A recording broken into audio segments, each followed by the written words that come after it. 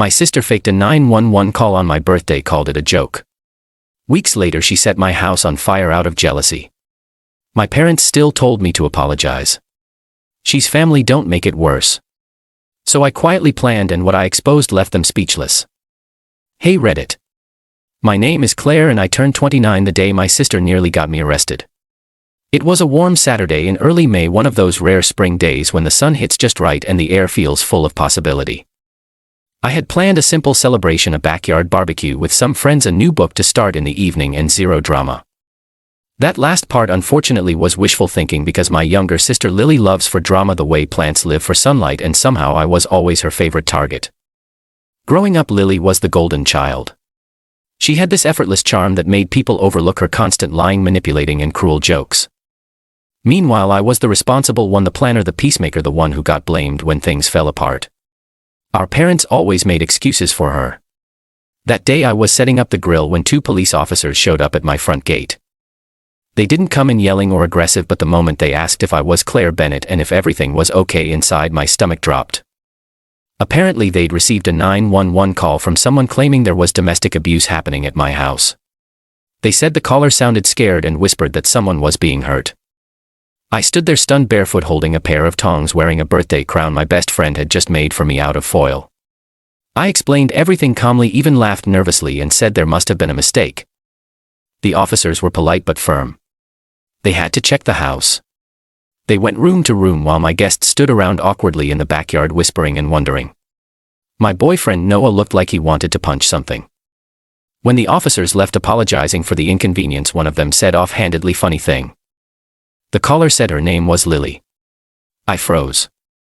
I didn't say anything then. Just nodded, smiled, thanked them, and shut the door. Later that night I confronted her, called her. She answered like nothing had happened.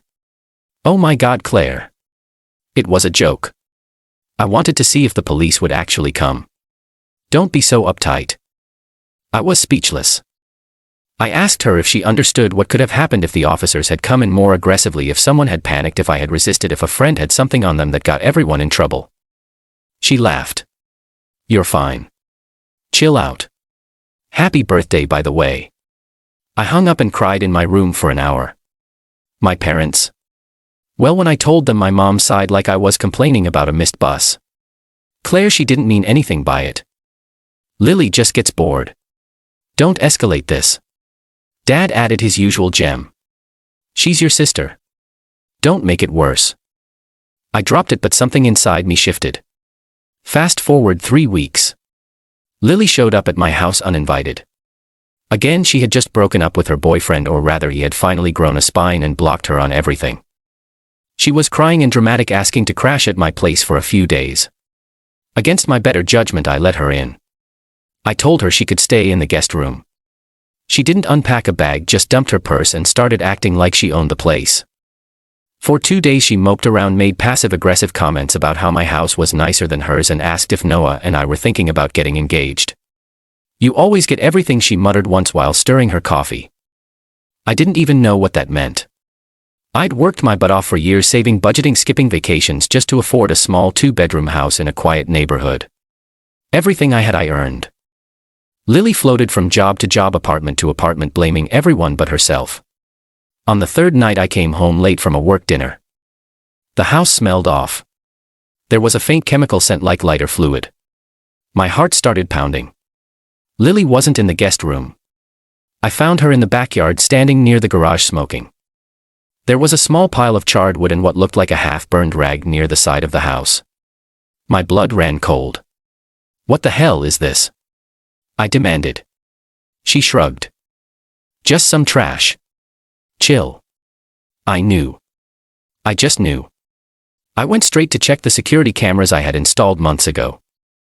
Half because of break-ins in the area, half because I never fully trusted Lily. I didn't tell her I had them. I watched the footage in horror. Around 9 p.m. she had taken a can of lighter fluid from the garage, poured it on the side of the house near the outdoor furniture, and lit it. The flames caught fast. She panicked, stomped it out, then tried to erase the evidence. The kicker? She was smiling when she did it. I called the police. I showed them everything. She was arrested on the spot for arson and trespassing. She screamed at me the whole time, calling me a monster, saying I was ruining her life. My parents, they lost it. My mom showed up at the police station and screamed at me, "You're going to press charges against your own sister over a little fire." Dad called me a drama queen, said I was blowing things out of proportion, that Lily was clearly just going through something emotional, that I was making it worse. That night I sat alone in my kitchen and realized something devastating. My family didn't love me the way they loved Lily. Not really. I was the cleanup crew, the scapegoat, the one expected to fix what she broke again and again. So I made a decision, a quiet, calculated one. I started gathering everything, not just the arson footage, but every incident, every text, every voicemail, every old screenshot and social post where Lily bragged about her manipulations, joked about making people cry, gloated about messing with exes or friends.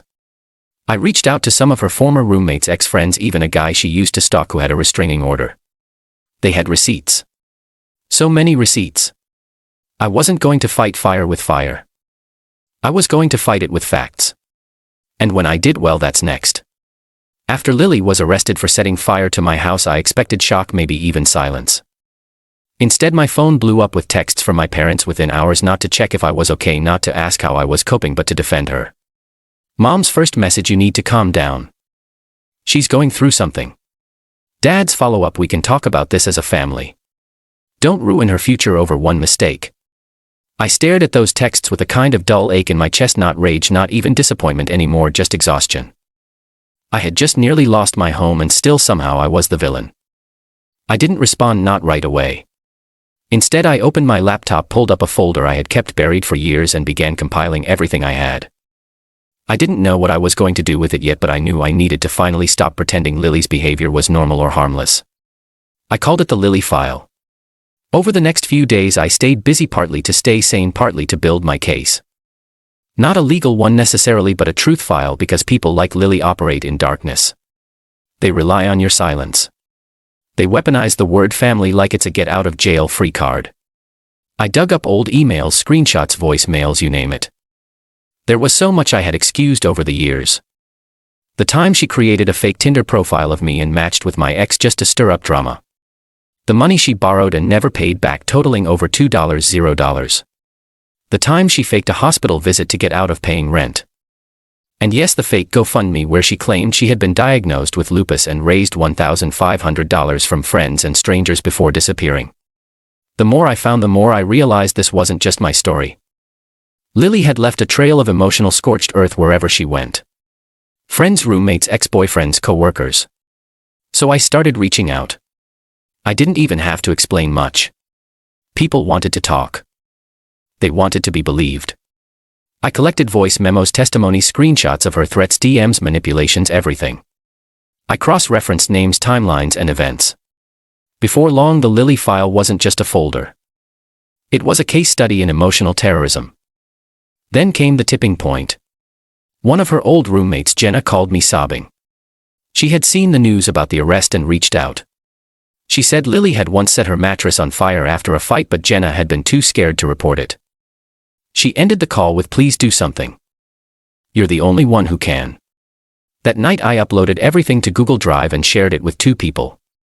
One, the district attorney handling Lily's case.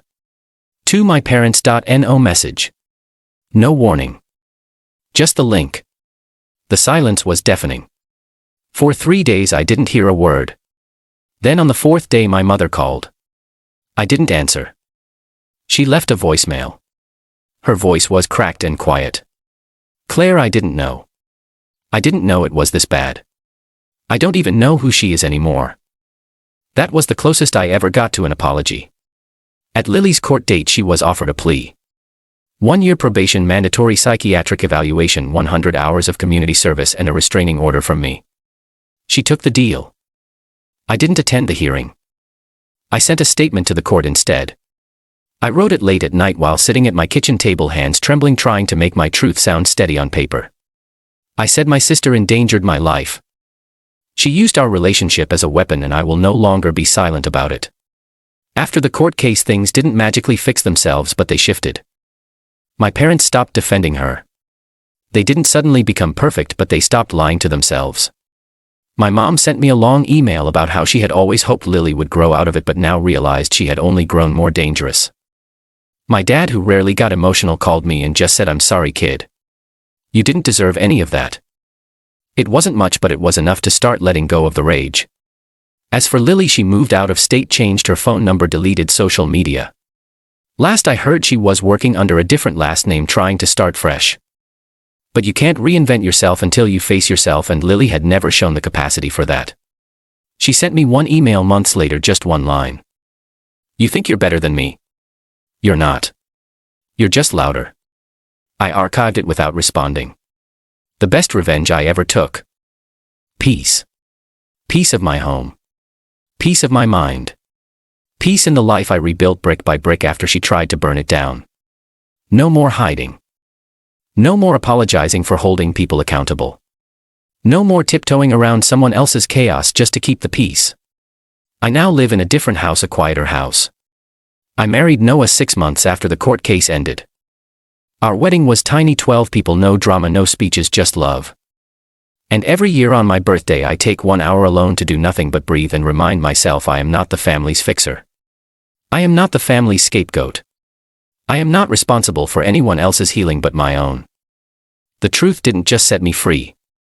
It set a boundary that could never be crossed again.